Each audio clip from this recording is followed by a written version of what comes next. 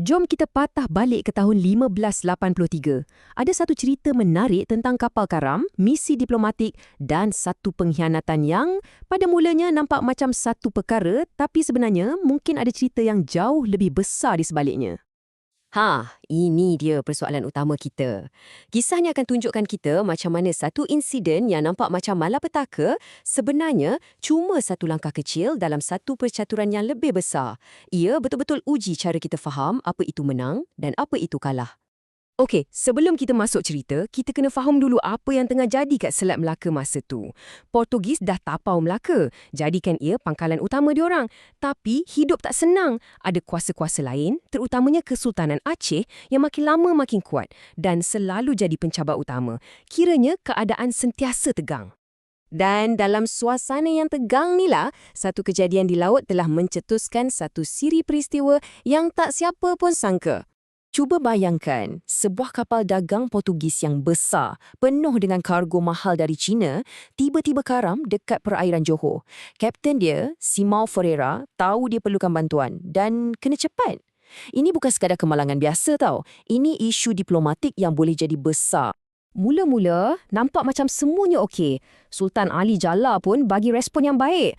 Baginda hantar orang-orangnya untuk selamatkan kru kapal tu. Dan yang paling penting, semua kargo berharga. Ada meriam, sutra, macam-macam lagi. Semuanya disimpan dengan elok di Johor Lama.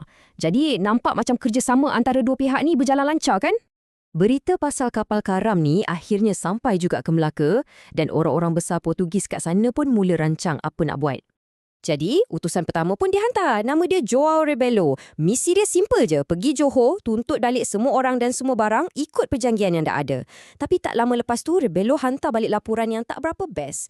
Dia rasa macam pihak Johor ni sengaja lambat-lambatkan urusan dan ada pula kabar angin kata Sultan dah mula jual sikit-sikit barang tu. Disebabkan laporan tu, Portugis di Melaka pun hantar backup. Kali ni, diorang hantar orang kedua. João Pereira siap dengan duit yang banyak. 20,000 pardos. Duit ni kononnya nak bayar semua kos yang Sultan dah keluarkan dengan harapan semua barang dapat balik tanpa banyak cerita. Tapi, ada satu masalah besar. Tengok petikan dari sejarawan zaman tu. Orang yang dihantar untuk selesaikan masalah ni, João Pereira, ada reputasi sebagai seorang yang, senang cakap, tak boleh dipercayai. Dan watak inilah yang akan mengubah keseluruhan cerita ni. Nah, kat sinilah plot twist bermula. Rancangan rasmi yang diatur elok-elok dari Melaka, tiba-tiba ke laut. Okey, cuba tengok betul-betul beza dua pelan ni. Sepatutnya Pereira kena bagi duit tu kat Rebelo, utusan pertama untuk berunding. Sebaliknya, apa dia buat? Dia senyap-senyap pergi jumpa Sultan dan buat deal sendiri. Dia cakap, nah 20,000 pardos ni, tapi ini untuk beli balik sutera je. Barang-barang lain anggap je lah dah hilang.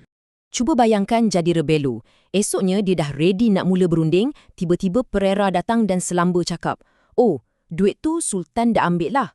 Rebelo terus terkedu. Dia datang sebagai wakil rasmi, tapi orang dia sendiri dah potong jalan dan buat deal belakang dia. Habislah.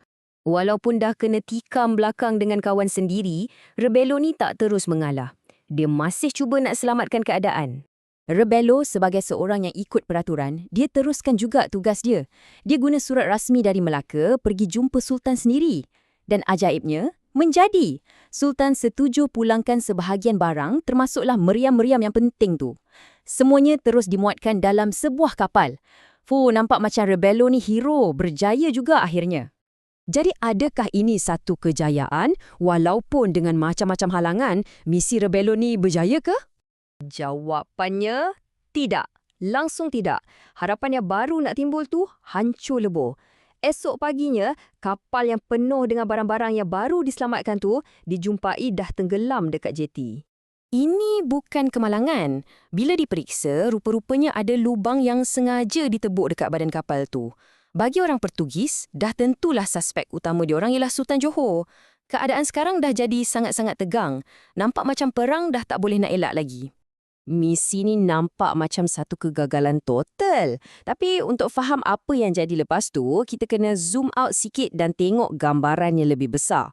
Lepas je kapal tu disabotaj, Rebelo pun tahu misinya dah gagal. Dia angkat tangan, tinggalkan semua baki barang dan duit 20,000 pardos tu kat tangan Sultan dan balik ke Melaka. Kalau tengok dari mana-mana sudut pun, Ini memang satu kekalahan yang memalukan untuk Portugis. Tapi kat sinilah ceritanya jadi sangat pelik. Portugis, sebuah kuasa besar yang kita tahu agak garang, langsung tak buat apa-apa.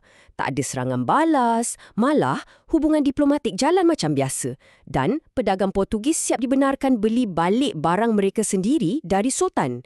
Kenapa? Kenapa pula macam tu? Jawapannya mudah je, percaturan strategik. Bagi Portugis di Melaka, hilang kargo satu kapal, walaupun mahal, adalah harga yang sangat kecil berbanding kalau diorang hilang sekutu penting macam Johor. Slide ni tunjukkan realiti geopolitik masa tu. Ya, Johor ni mungkin banyak kerenah, partner yang susah nak diurus. Tapi diorang bukan ancaman utama. Ancaman sebenar, musuh ketat Portugis datang dari Aceh, sebuah kuasa tentera yang memang nak halau Portugis dari Selat Melaka. Jadi, Portugis perlukan Johor sebagai buffer untuk lawan Aceh. Jadi, semua drama yang kita cerita tadi, Pereira yang licik, rebelo yang cuba sedaya upaya, kapal yang kena sabotaj, semua tu sebenarnya cuma gangguan kecil je dalam agenda besar Portugis. Diorang rela telan kerugian dan nampak lemah sekejap, asalkan Johor tak berpihak kepada musuh utama mereka, iaitu Aceh. Dan ini membawa kita kembali kepada soalan asal kita. Kisah ni tunjukkan bahawa dalam politik dan strategi, kadang-kadang kita kena rela kalah dalam satu pertempuran kecil untuk menang dalam peperangan yang lebih besar. Ia buat kita terfikir dalam mana-mana persaingan pun, adakah kita sentiasa melihat gambaran yang sebenar?